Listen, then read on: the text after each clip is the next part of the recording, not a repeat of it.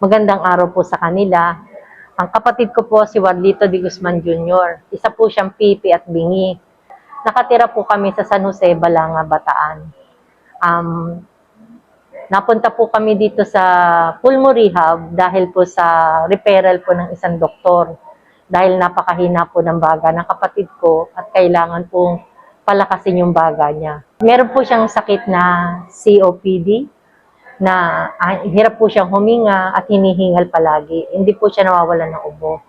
Pero mula po nung napunta po kami dito sa Pulmo Rehab, malaki pong pagpapala yung exercise na ginagawa niya every MWF.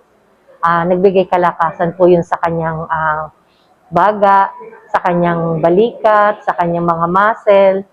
Noon po, hindi po siya halos makalakad. Konting lakad lang po, hinihingal na siya.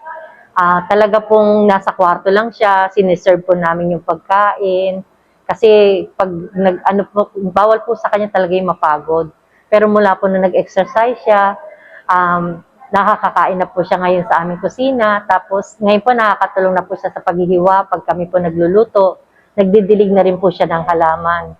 Nagpapasalamat po kami sa Pulmo Rehab dahil malaking tulong po yung ginawa nilang kalakasan para sa kapatid ko.